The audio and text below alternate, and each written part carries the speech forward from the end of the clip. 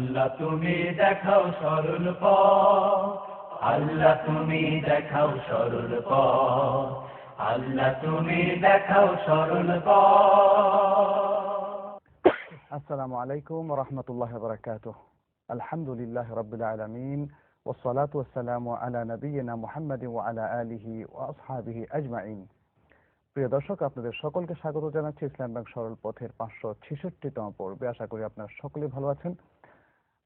আপনাদের সকল সরাসরি প্রশ্নের উত্তর দেওয়ার জন্য এবং পাশাপাশি এসএমএস ও ইমেল থেকে সিলেক্টেড প্রশ্নের উত্তর দেওয়ার জন্য আমাদের সাথে রয়েছেন প্রতিদিনকার মতোই প্রফেসর মুফতি কাজী মাহমুদ ইব্রাহিম। শুরুতেই আমরা এসএমএস থেকে কিছু প্রশ্ন নিচ্ছি, যেগুলো গত দু একদিন এবং আজকের মধ্যে আমাদের কাছে এসেছে। জাহিদ ঢাকা থেকে একটা প্রশ্ন করেছেন। তিনি বলেছেন, who, Allah or people is the most powerful? Please give answer in this contemporary situation. আল্লাহ নাকি মানুষ বেশি শক্তিশালী? সমসাময়িক অবস্থার পরিপ্রেক্ষিতে উত্তরটি দিন। আলহামদুলিল্লাহ ওয়াসসালাতু ওয়াসসালামু আলা রাসূলিল্লাহি ওয়া বা'দ। আল্লাহর শক্তি বেশি না মানুষের শক্তি বেশি? এটা একটি প্রশ্ন। ইন্নাল্লাহা ইউমসিকুস সামাওয়াতি ওয়াল আরদা আন তাজুলা ওয়া লা ইন যালাতা ইন আমসাকাহুমা মিন আহাদিন মিন বা'দি ইন্নাহু কানা হালিমান গফুরা। আল্লাহর ক্ষমতা যদি আমরা পরিমাপ করতে যাই, আল্লাহ বলছেন যে এই যে মহাকাশ, এই যে পৃথিবী, এটাকে আল্লাহ ধরে রেখেছেন যাতে কক্ষচ্যুত না হয়ে যায়। মহাকাশে এক একটা গ্যালাক্সি থেকে 10,000 কোটি থেকে 30,000 কোটি সূর্য, আর এক একটা সূর্য এই পৃথিবী থেকে প্রায় 13 লক্ষ গুণ বড়। এই বিশাল জগৎকে যে আল্লাহ একা নিজ ক্ষমতা বলে ধরে রেখেছেন, কন্ট্রোল করে রেখেছেন। গোটা মানব জাতি তারা একটা পাহাড়কে কি আলগা করে ধরে রাখতে পারবে সমগ্র মানব জাতির সম্মিলিত শক্তি দিয়ে? অবশ্যই না, পারলে তো করতো, দেখাতো। সুবহানাল্লাহ। একটা বিল্ডিং ভেঙে পড়লে আমরা দেখি যত জনতা ওখানে থাকে সব পিষ্ট হয়ে যায়। আল্লাহ, মানুষের কি ক্ষমতা আছে? আল্লাহর সাথে তুলনা করার মতো কোনো অবস্থান মানুষের বন্ধ হয়ে গেলে তো শেষ, আর তো কোনো ক্ষমতা নেই, কিছুই তো নেই। হাজার হাজার শত শত কোটি গ্যালাক্সি, এক একটা গ্যালাক্সির নক্ষত্র সূর্যের সংখ্যা 10 থেকে 30,000 কোটি। এই বিশাল জগৎকে যে আল্লাহ ধারণ করে রেখেছেন, সুবহানাল্লাহ। এবং এটা তার জন্য একটা জাররা, একটা অ্যাটম, একটা অণু পরমাণুকে কন্ট্রোল করলে যে অবস্থা হবে, বিশাল জগৎকে কন্ট্রোল করা তার জন্য একই সমান। মা খালকুকুম ওয়ালা বাসুকুম ইল্লা কানাসসিন ওয়াহিদা। তোমাদের সবাইকে সৃষ্টি করা, সবাইকে পুনরুজ্জীবিত করা আল্লাহর অনন্ত অসীম ক্ষমতার তুলনায় একটা মানুষকে সৃষ্টি করা একটা মানুষকে মৃত্যু দেওয়ার সমান। আল্লাহু আকবার, সুবহানাল্লাহ। আসলে আল্লাহর কুদরত এবং তার ক্ষমতা, তার মহাপরাক্রম সম্পর্কে মানুষের ধারণা না থাকার কারণে এই ধরনের প্রশ্নগুলো হয়তো আসে, এবং তখন হয়তো অনেকে কনফিউজড হন। আসলে আল্লাহ যদি ক্ষমতাবান হয়ে থাকেন, তাহলে সব সময় তার প্রিয় বান্দাদেরকে কেন হেল্প করেন না? এরকম একটা প্রশ্ন আসে। অনেকে ক্ষিপ্ত হয়, ক্ষোভও এসে যায়। আল্লাহ যদি থাকতেনই বা তার ক্ষমতাই থাকতো, তাহলে তিনি হেল্প করতেন। কিন্তু আল্লাহ তো আসলে মানুষের সবরের পরীক্ষা নেবেন। আল্লাহ তো মানুষের মতো এত ধৈর্যহীন না। আল্লাহ এত ধৈর্যহীন যদি হতেন, কবে ওলাও ইউআখিযুল্লাহু আন-নাসা বিযুলমিহিম মা তারাকা আলা যহরিহা মিন দাব্বাহ। মানুষ অন্যায় করলে যদি সাথে সাথে আল্লাহ তাআলা পাকড়াও শুরু করতেন, পৃথিবীর বুকে মানুষ তো কবেই মেসাকার হয়ে যেত, কোনো প্রাণী পৃথিবীতে থাকতো না। তাছাড়া আপনি এই যে খুব চমৎকার একটা পয়েন্ট তুলেছেন জুলুমের বিষয়ে। আল্লাহ তাআলা কিন্তু কোন সূরাতে যেন কোরআনের মধ্যে বলেছেন, ওয়ালা তাহসাবান্নাল্লাহা গাফিলান আম্মা ইয়া'মালুয যালিমুন। তোমরা ধারণা করো না আল্লাহ সম্পর্কে যে তিনি জালিমরা যা করছে সে সম্পর্কে তিনি গাফিল। জি, আল্লাহ তো বলেছেন, হ্যাঁ, জালিমকে তিনি অবকাশ দেন, আরো আসো, ঠিক আছে, আরো জুলুম করো, আরো করো, কারণ তুমি তো আল্লাহর একজন সৃষ্টি, আল্লাহ একজন মানুষ, তোমার প্রতি আল্লাহর মায়া আছে। এই জীবনটাকে ভোগ করতে করতে, জুলুম করতে করতে আসো না, ঠিক আছে, একদম শেষ সীমানা ফেরাউনের মতো।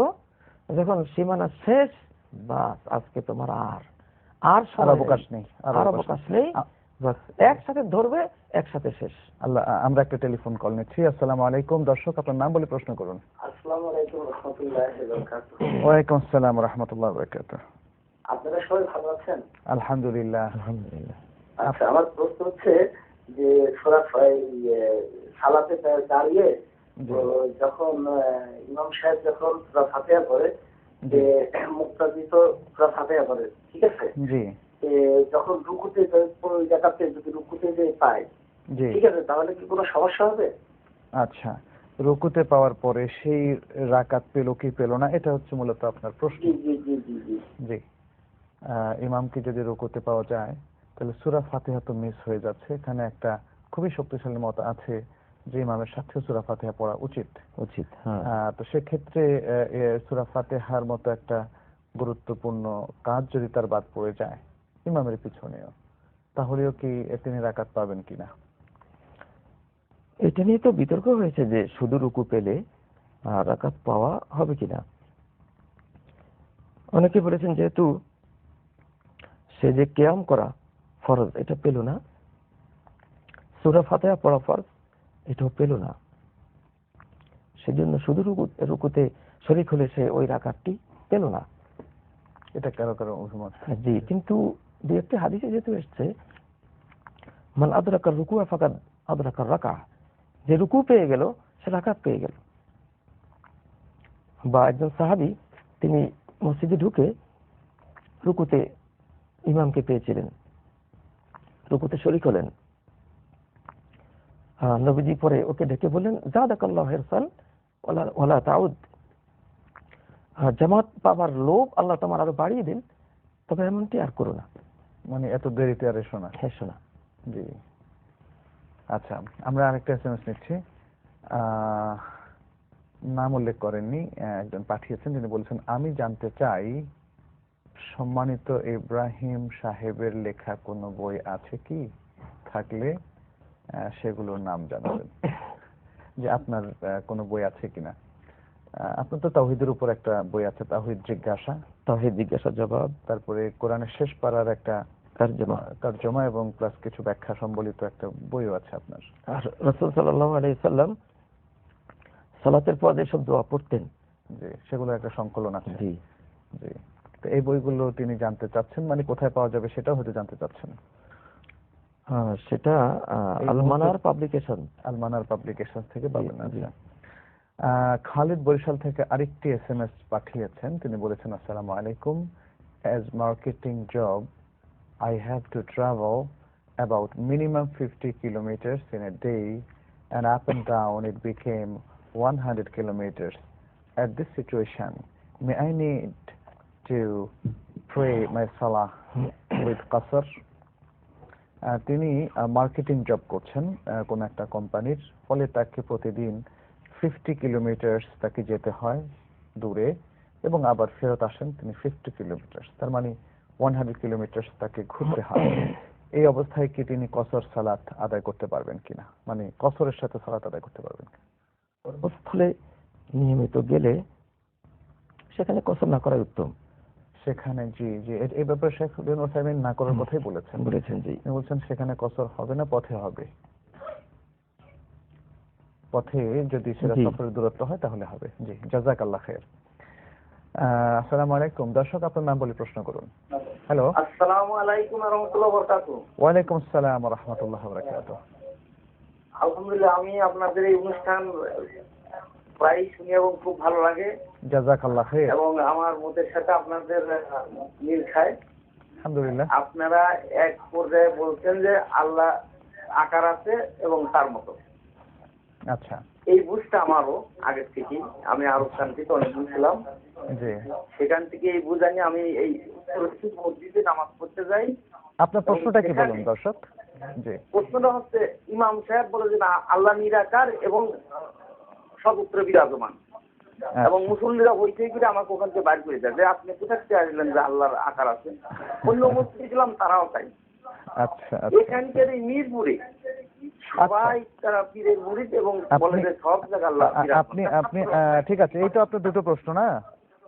হ্যাঁ, এরপরে দ্বিতীয় প্রশ্ন হচ্ছে, এই যে রাত্রে ছেলে মেয়েরা একসাথে নাচানাচি করে এবং সময় কাটায়, এটা কোন পর্যায়ে যায়? আচ্ছা, এই দুটো কোশ্চিন আমার, জি। প্লিজ। প্রথম হচ্ছে আল্লাহ সম্পর্কিত। আল্লাহ আসলে তার নিজের সম্পর্কে কি বলেছেন আল কোরআনে, তার জাত সম্পর্কে।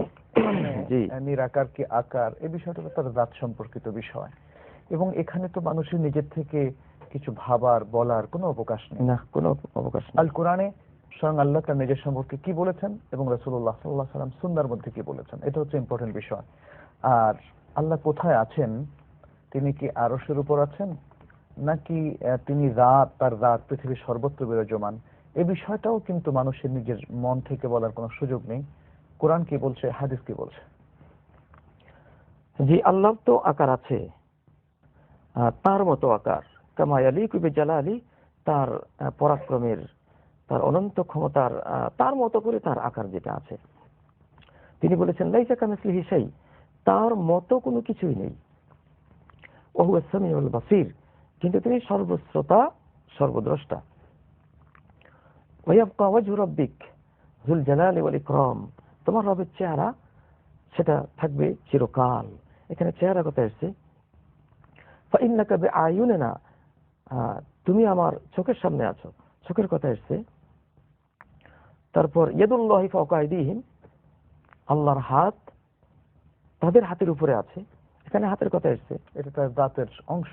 জি, জাতের, জি, তার জাতের এগুলি সব বিশেষণ, সিফাত আর কি। সিফাত আর কি, সিফাতে জাতিয়া। এবং হাদিসে নবীজি বলেছেন যে ইন্নাকুম সাতারাউনা রাব্বাকুম কামা তারাউনাল কমারা লাইলাতাল বদরি, তোমরা শীঘ্রই তোমাদের রবকে দেখবে যেমন পূর্ণিমার চাঁদে তোমরা পূর্ণিমার চাঁদ, আখিরাতের কথা বলা হচ্ছে। হ্যাঁ, আখিরাতে দেখতে পাও। মুসলমানদেরকে বলা হচ্ছে। জি। কোরআনে আসছে উজুহু ইয়াওমা ইদিন নাযিরা ইলা রাব্বিহা নাযিরা, অনেক চেহারা সেদিন হবে প্রাণবন্ত এবং রবের দিকে তাকিয়ে থাকবে। তো যদি আল্লাহর কোনো আকার নাই বা থাকে, আমরা দেখবো কি সেখানে? আল্লাহ তো ইন্নাল্লাহ জামিল, আল্লাহ হলেন পরম সুন্দর। সুন্দরটা কি? তো সুন্দরটা কি? একটা আকাশ আর সৌন্দর্য কল্পনা করা যায় না।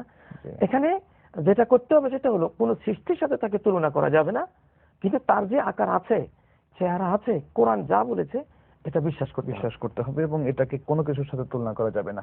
লাইসা কামিসলিহি শাই ওয়া হুয়াস সামিউল বাসীর। জি, জি। আর আল্লাহ কোথায় আছেন? হ্যাঁ, সেটা আল্লাহ নিজে কোরআনে বলেছেন সূরা তাহার 5 নম্বর আয়াতে, আর রহমান ওয়ালাল আরশি ইস্তাওয়া, রহমান কেবল আরশের উপরেই বিরাজমান। এই আয়াতটি 7 বার এসেছে কোরআনে।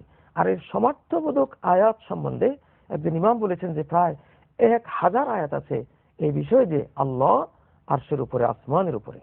আচ্ছা, দ্বিতীয় যে প্রশ্নটা, পৃথিবীর যে কোনো উদ্দেশ্যে ছেলে মেয়ে একসাথে হওয়া কিংবা তারা একসাথে ড্যান্স করা, উল্লাস করার কোনো সুযোগ কি আছে কিনা, অথবা কোনো দাবি আদায়ের উদ্দেশ্যে হোক, অথবা পৃথিবীর যে কোনো উদ্দেশ্যে হোক না কেন, এমন সুযোগ কি আছে কিনা? না, এমন সুযোগ নেই। কোরআনে কারিমে 33 নম্বর সূরা আহজাবের 33 নম্বর আয়াতে যেটা আল্লাহ বলেছেন, ওয়ালা তাবাররুজনা তাবাররুজাল জাহিলিয়াতিল উলা।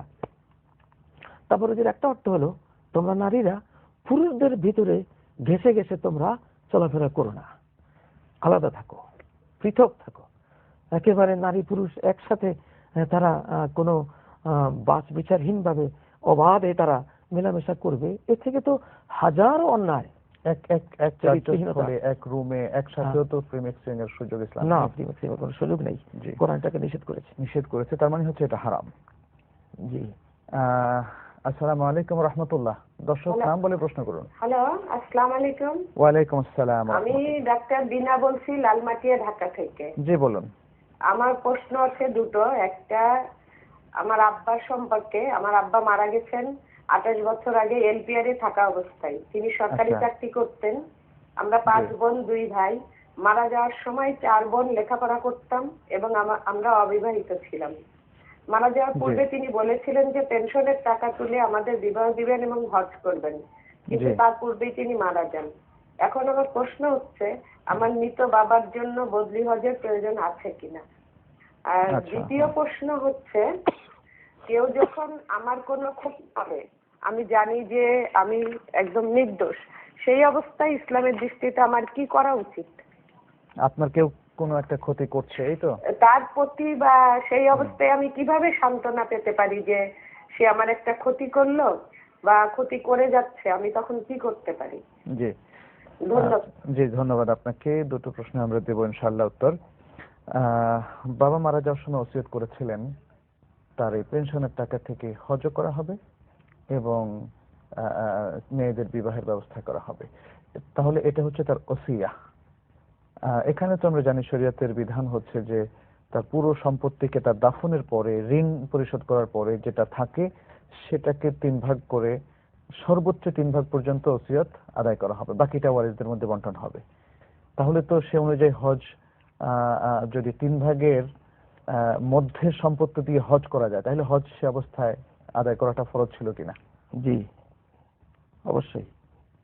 মানে বাকি সম্পত্তি যেটা তিনি রেখে গিয়েছেন, যদি সেটা দিয়ে হজ করার মতো ওসিয়তের টাকা পরিমাণ থেকে হজ করা যায়, তাহলে হজ করাটা ফরজ হিসাবে গণ্য হবে। মূলত বোন সেই প্রশ্নটাই তিনি করেছেন। তাহলে আমরা তাদেরকে রেকমেন্ড করতে পারি এটা যে আপনারা হিসাব করে দেখুন ওসিয়তের টাকা অর্থাৎ মূল সম্পত্তির যেটা তিনি রেখে গিয়েছেন তো 3 ভাগের 1 ভাগ যদি বাকি থাকে এবং সেটার যদি হজের জন্য যথেষ্ট হয় তাহলে হজ তাকে করতে হবে, অর্থাৎ বদলি হজ তাকে এখন করাতে হবে। জি। দ্বিতীয় যে প্রশ্ন করেছেন যে তার প্রতি যে খারাপ আচরণ করেছে যে ব্যক্তি, তার সাথে তার কি আচরণ করা উচিত ইসলামের দৃষ্টিভঙ্গিতে? আসলে ইসলাম তো বলেছে সবচেয়ে মহৎ যেটা চরিত্র সেলমান কথা আঁকা, যে তোমার সাথে সম্পর্ক ছিন্ন করেছে তার সাথে সম্পর্ক রচনা করো। ওয়াফু আম্মান জলামাক, যে তোমাকে জুলুম করেছে তাকে ক্ষমা করো। ও আহসিন ইলা মান আসা ইলাইক, যে তোমার সাথে দুর্ব্যবহার করেছে তার সাথে সদ্ব্যবহার করো। আর যদি সেটা করতে না পারে তখন ফাআকিবু বিমিসলি মা উকিবতুম বিহি, যেরকম অন্যায় তোমার বিরুদ্ধে করা হয়েছে সেই সমান অন্যায় তার বিরুদ্ধে তুমি করতে পারো, সমান প্রতিশোধ নিতে পারো, এই অধিকার আছে। জি, কিন্তু এটা তো সর্বক্ষেত্রে প্রযোজ্য হবে না। যেমন এটা যদি কখনো ফৌজদারি ক্ষেত্রে হয়ে যায়, যেমন কেউ একজন হয়তো একজন হাত ভেঙে দিয়েছে, তখন তো তার বিনিময়ে আরেকজন ব্যক্তি তো হাত ভেঙে দিতে পারবে না। না, তার অধিকার আছে, সে বিচার চাইবে। বিচার চাইবে।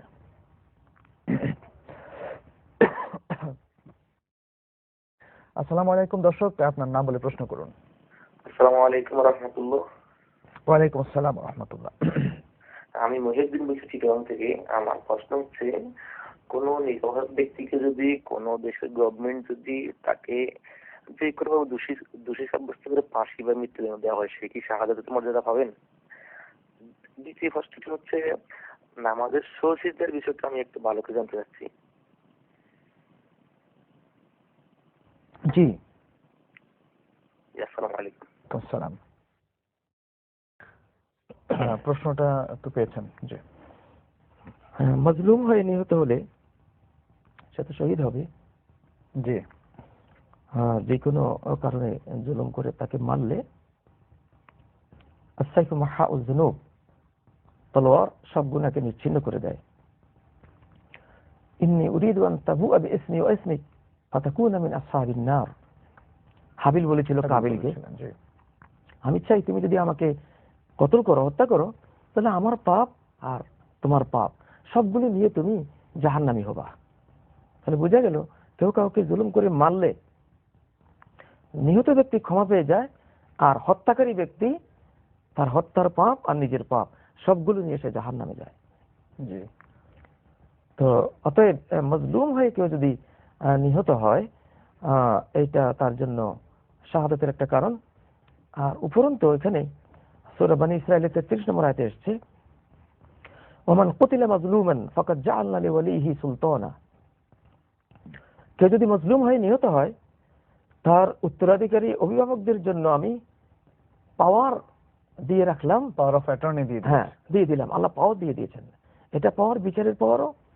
আবার দেখা যাবে যারা তাকে মেরেছে অন্যায় করে, ওই নিহত ব্যক্তির উত্তরাধিকারীরা এদের উপরে ভবিষ্যৎ জীবনে ওদের ক্ষমতা আল্লাহ বাড়িয়ে দেবেন। এরা পরাস্ত থাকবে, ওরা ক্ষমতাবান থাকবে। যেমন হয়তো উসমানকে যখন হত্যা করেছিল, মজলুম করে ওনাকে হত্যা করা হয়েছিল। ইবনে আব্বাস তখন বলেছিলেন যে বনি উমাইয়া তথা ওসমানের উত্তরাধিকারী যারা, এটা মুসলিম জাহানের ক্ষমতায় চলে আসবে। দলিল হলো এই আয়াত। তো ইতিহাস সাক্ষী যে এটাই হয়েছিল। হযরত ওসমানকে অন্যায়ভাবে হত্যা করার প্রতিশোধ নিয়ে আল্লাহ তাআলা ওসমানের বংশধরকে প্রায় 100 বছর মুসলিম জাহানের ক্ষমতা দিয়ে রেখেছিলেন। আজকেও যদি পৃথিবীতে কোনো ব্যক্তিকে জুলুম করে হত্যা করা হয়, তখন হতে পারে তার লোকজন ওই অঞ্চলের ওই রাষ্ট্রের ভবিষ্যৎ ক্ষমতার মালিক হয়ে যাবে, আল্লাহ করে দেবেন। জি, আমরা একটা বিরতিতে যাচ্ছি। দর্শক, সময় হলো আমাদের একটা বিরতির, আমরা একটু পরে ফিরে আসছি। আশা করছি আপনাদের সবাইকে ফিরে পাবো ইনশাআল্লাহ। আল্লাহ তুমি দেখাও সরল পথ, আল্লাহ তুমি দেখাও সরল পথ।